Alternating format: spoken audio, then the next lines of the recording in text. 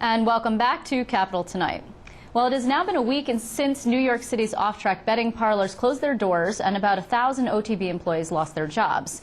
And while the impact of the downstate racing operation going belly up may not be readily apparent to the average upstate racing fan, there have actually been a lot of concerns raised about whether it could threaten the summer meet at the Saratoga Racecourse. Now, NYRA, which operates the track in Saratoga Springs, as well as Belmont Park and Aqueduct, is owed a whopping $27 million from the defunct betting operation. Officials say they are confident that they will recover $8.5 million of that. Joining me to talk more about this is the president and CEO of the New York Racing Association, Charlie Hayward. Now, earlier today, he was testifying before the Assembly Racing and Wagering Committee, which is considering the impact of merging all of the regional OTB systems into a single behemoth. Thank you very much for joining us today. It's great to see you again. It's good to see you, too. Last time it was a little warmer. It was indeed. So could you give us just sort of the high points of what it was that you told the Assembly Committee? Yeah, Gary Pretlow, who's chairman of the Assembly Committee, I think knows more about racing and more about the OTBs than anybody. So I was pleased that he called us together as really look at the consolidation issues. There were some suggestions by one of the committee members that we should get together and talk about this. And all I can tell you is that I've been getting together and talking about this since the August of 2005 Saratoga meet. And what this is that there's now 5 still regional OTBs. They were created in the 70s. It was a bricks and mortar strategy. There was no internet. There was no Indian gaming. There was no phone wagering.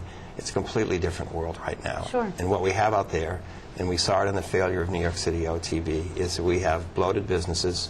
We have 5 presidents, 5 account wagering systems, 5 phone rooms, 5 legal departments. But that's the whole point, right? They're like little fiefdoms. I mean, who's going to want to give that up? Well, I think that what they're saying now, unfortunately, again, the Assembly put through a bill that would have rescued OTB. People called it a bailout. In fact, it was going to be totally paid by the harness tracks, by the thoroughbred tracks, and also by loss of jobs by DC 37. The Assembly passed it.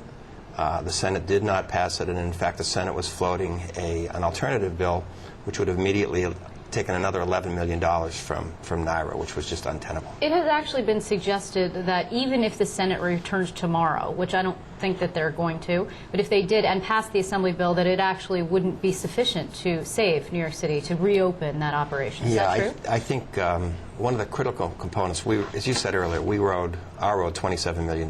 We were willing to give up that $27 million in a deal that wasn't great for anybody. The harness tracks weren't happy about it, but we agreed on it.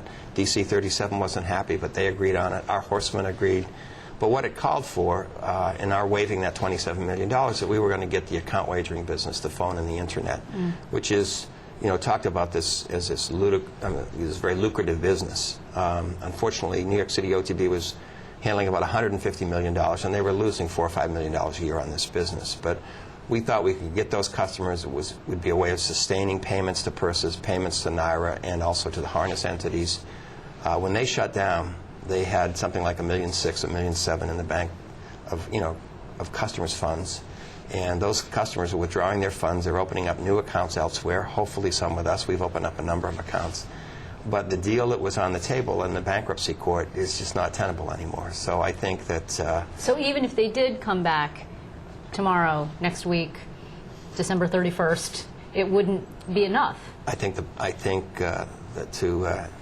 not to mix metaphors, but I think the horse has left the barn, and that horse is not coming back. Okay. So that's, as I mentioned at the top of the show, 1,000 people who are out of work. Does that mean then that New York City OTB gone forever? You're never going to be able to go into a betting parlor in New York City?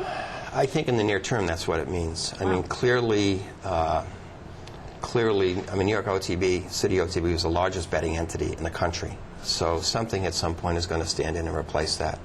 What we're hopeful in the state is that we can get more people out to the track. Our attendance on Saturday was up 30%. We've set up 9 different bus routes throughout the 5 boroughs to get people to track. Is it Belmont that you're talking about? It's at Aqueduct now. Aqueduct. We're at Aqueduct. And Aqueduct's not the greatest place in the winter because it's cold, but the place was rocking and rolling. All the concession stands were full.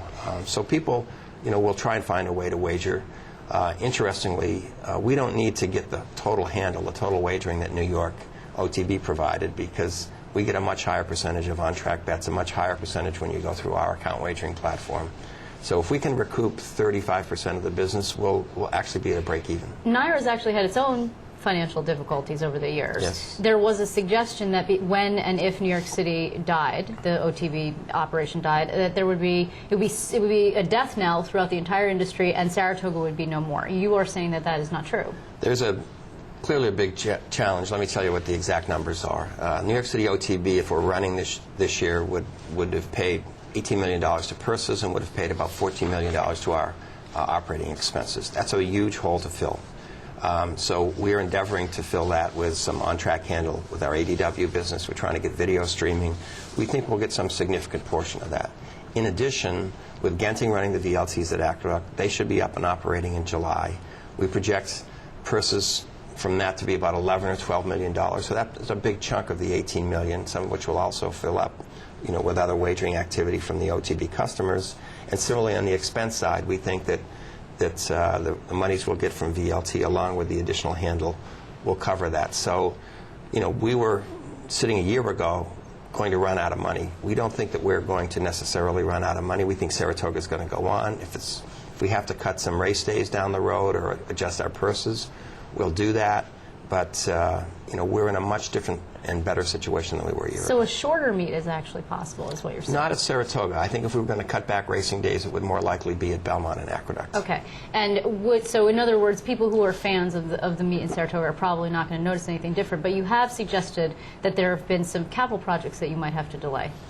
Yeah, the CapEx money that we're going to get this year from the VLTs is going to be just maintenance CapEx. So, for example, instead of building new dormitories at Saratoga, which we'd like to do this year, we're not going to be able to do that, but we're going to spend about $250,000 to put new electrical in there so we can put air conditioning in the dorms, which we couldn't do before. So we'll do really maintenance CapEx this year, but there won't be any significant infusion of new projects until the following year.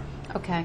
Let's talk, though, you've been dinged in a sort of significant way, particularly by the downstate media, for raises that were given right around the same time when NYRA was putting out statements that were fairly harsh about the New York City OTB closure and the financial significance that would have. The raises are sizable. You're talking about your own raise, your own salaries going up, top officials getting an average 5% pay jump, while non-union employees getting a 3% raise across the board. Some of that, I would expect, is contractual. No, some of the executives are contractual, but let me just paint a little broader picture if I could.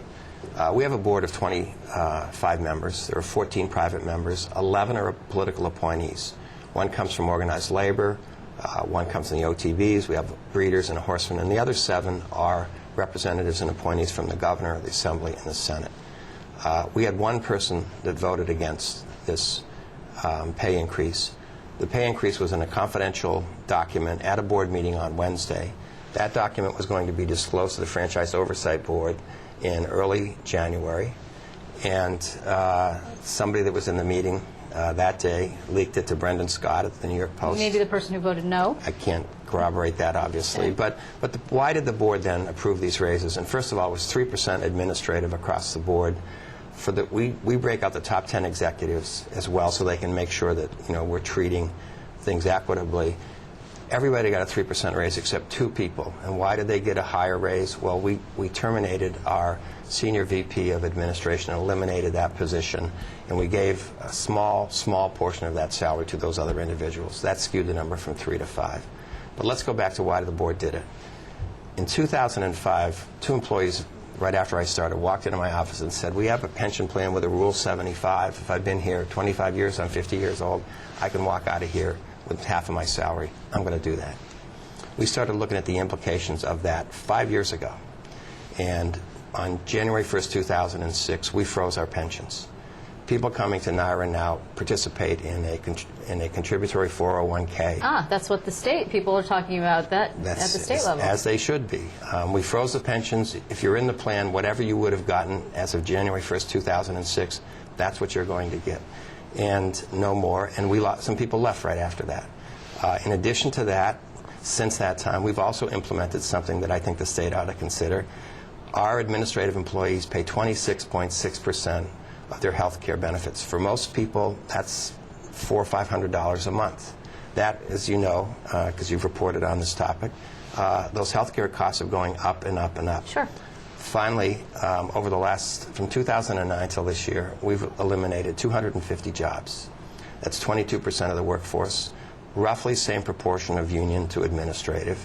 And finally, our employees hadn't had a raise since January 1st, 2008. Okay, but just to play devil's advocate briefly, Sure. You're talking about, for yourself at least, you're talking about mid-six figures. I mean, is it worth it? That when other people in the state are saying, Andrew Cuomo is talking about austerity, he's asking unions, state employee workers to freeze their wages. You have mayors and county executives who say, you know what, we'd like a wage freeze too for our public employees. People are hurting the employee. I mean, I don't need to tell you, do you Sure. understand the situation, in the fiscal situation in New York? Listen, we've had a wage freeze since January 2008. We're not talking about big numbers here. We are in a competitive work environment. I know these sound like big numbers upstate, and they're significant salaries. I make a decent salary. The salary I'm making today is less than what I was making 15 years ago when I was president of Little Brown and Company, and I had, both a base salary, stock options, and bonuses. My equivalent at Churchill Downs last year made about $2 million in pay and comp. So they're not insignificant numbers, but we were just able to attract a very talented woman about a year ago to come in and be our CFO. She came from Brown. She's a Harvard B School graduate. We would not have accomplished the reductions that we've done and the streamlining of the business if we didn't have that level of talent. So I can appreciate people's perspective. But again, we're a downstate business. We're based in the 2 New York City tracks, and we're at Saratoga. So I can understand people's concerns. The timing here was ludicrous. It was not something that we controlled, and I think the individual that did this did a lot of harm to the organization, and particularly to our employees. But I certainly stand 100% behind our decision to do this because, our employees would take no raise forever if they could have a state pension. They'd love the opportunity not to have to contribute to their medical benefits. So it's unfortunate, but in the way that it played out. But I think that we have been extremely fiscally prudent over the last 4 or 5 years. Well, this racing saga, of course, is going to be continuing. I want to thank you very much, Charlie Hayward, for coming in to talk to us, and Great, I'm Liz, sure we'll great be to see talking to you soon. You will indeed.